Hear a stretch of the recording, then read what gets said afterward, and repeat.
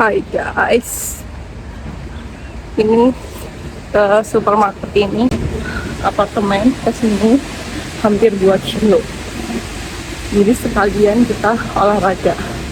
Ini mau beli beras karena berasku habis. Yuk ikut aku belanja.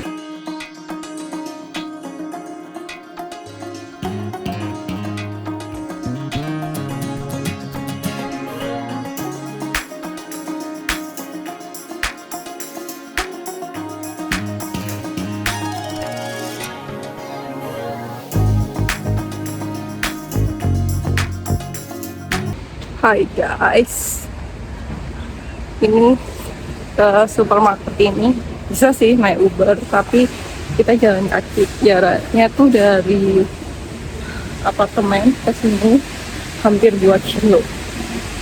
Jadi sekalian kita olahraga. Ini mau beli beras karena berasku habis. Yuk ikut aku belanja. Jadi di Goiania ini kalau mau cari beras Asia atau beras Jepang itu agak susah. Dan aku tuh nemu di Atacado ini. Pernah tuh sebelumnya aku ke Carrefour, tapi di Carrefour itu nggak ada. Terus di Costa Atacado itu nggak ada. Kalau di supermarket kecil tuh nggak ada. Jadi kita perginya ke hypermarket kayak gini. Nah, kalau ada yang penasaran kenapa nggak ke supermarket Asia, karena kalau di supermarket Asia tuh aku cuma bisa belanja barang-barang Asia, cuma kalau di sini aku sekalian belanja barang-barang yang lain. Selain itu, di Atacado itu soalnya barang-barangnya juga lumayan harganya lebih miring gitu daripada supermarket lainnya. Ini ada minuman bir, ada Coca-Cola. Avocado ini tuh bener-bener besar banget ya. Jadi kalau dia itu bener-bener kebutuhan sehari-hari itu pasti di sini lengkap lah ya. Beda kalau di Carrefour itu kan ada barang elektronik ya. Kalau di sini kita nggak ada barang elektroniknya. Aku udah pernah ke sini sekali dan ini yang kedua kalinya, jadi aku kayak hafal banget sih tempat berasnya ada di mana. Terus waktu pertama kali aku ke sini tuh ketemu sama orang Jepang, dia ngasih tahu aku beras mana yang enak. Jadinya aku ya udah ngikutin dia. Terus ini waktu yang beli yang kedua ya udah aku beli yang merek Momiji ini, nggak ganti merek yang lain.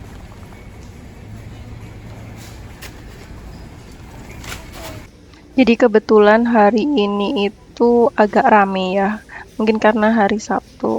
Jadi aku nggak seberapa videoin detail gitu karena aku takut orang-orang merasa terganggu. Soalnya kalau aku rekam-rekam tuh kadang orang juga ngeliatin aku karena nggak ada nih orang-orang yang ngerekam-ngerekam di sini. Jarang banget sih aku lihat orang-orang bikin video gitu. Nah, ini jajanan Brasil ya. Di sini juga ada Nutella nih. Terus aneka coklat kayak gini nih banyak banget sih di sini. Terus setelah ini tuh ya, semua itu yang lemari kaca itu aneka frozen banyak banget. Frozen dari ayam, terus daging, sosis, kentang, dan olahan lainnya lah. Sama kayak yang di Indonesia. Di sini banyak banget nih macam-macam frozen pizza, banyak rasa-rasanya nih.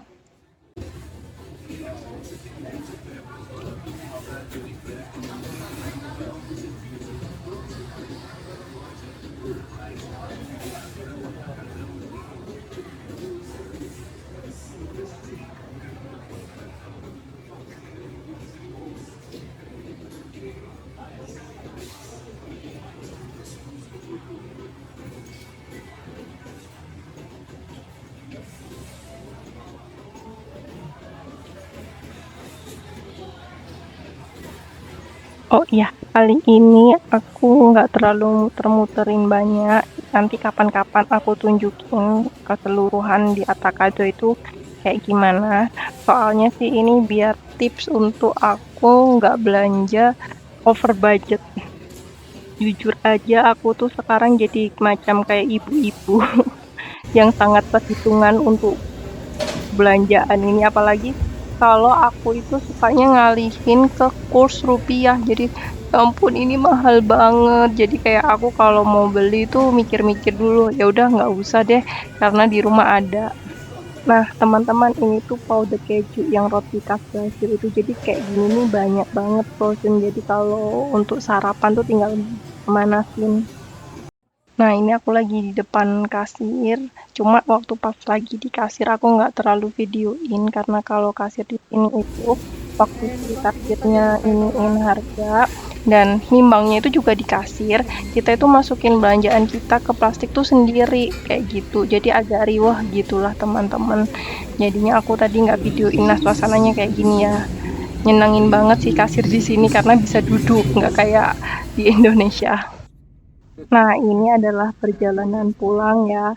Kali ini tapi pulangnya karena bawa belanjaan, kita nggak jalan kaki, naik Uber. Sebenarnya dekat, cuma kalau jalan di Brasil itu ya Kak, banyak yang jalan searah gitu, jadi agak muternya tuh agak jauh teman-teman. Terus kita lihat ya, di luar tuh panas banget. Katanya sih kalau di Brasil tuh ya bulan September, bulan Oktober itu musim panas lagi panas-panasnya lah. Ibaratnya kayak gitu. Dari pagi sampai malam, malam pun walaupun 25 derajat tuh rasanya kayak nggak 25 derajat, teman-teman. Oh iya, karena aku tuh tinggalnya di pinggiran kota kalau menurut aku. Jadi tuh pemandangan di jalan tuh ya kayak gini, nggak gedung-gedung yang tinggi itu, nggak kayak di pusat kotanya.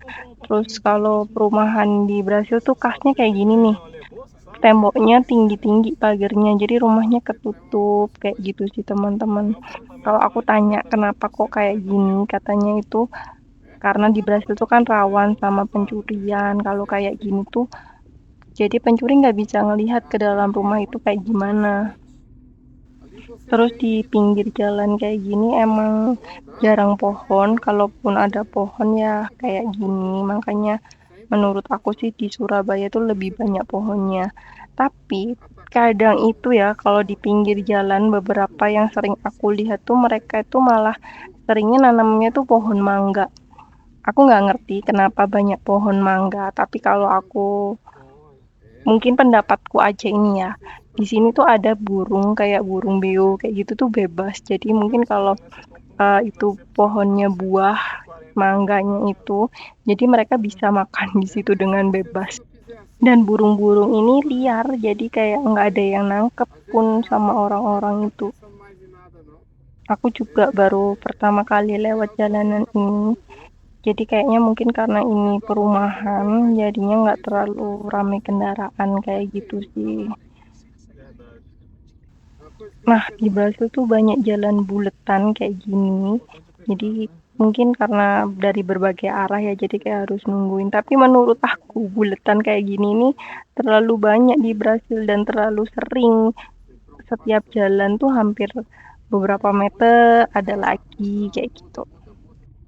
Iya, orang Brasil itu ya sukanya ngobrol. Jadi walaupun kita nggak kenal, dia tuh selalu ngajakin ngobrol kayak gini, kayak suamiku ngobrol sama si driver Ubernya ini udah biasa banget.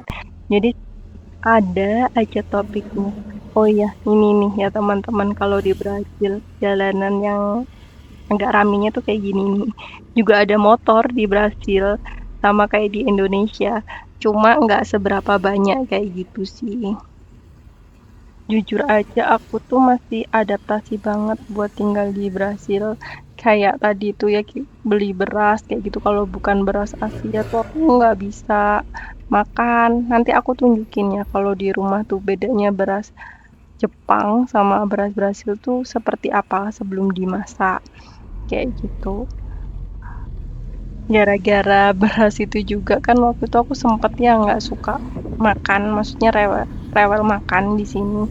Aku sampai turun berat badan tuh sampai 5 kilo di Brasil saking aku itu harus menyesuaikan diri sama makanan rasanya di Brasil tuh walaupun aku masak sendiri menurutku tuh rasanya cukup beda nggak sama kayak masakan di Indonesia. Jadi pindah ke luar negeri tuh emang benar-benar susah, nggak semudah yang kita bayangkan. Nah, ini teman-teman bentuk beras Jepang yang tadi aku beli kayak gini. Kayak beras di Indonesia kan ya, pulen gitu, bulet-bulet kayak gitu.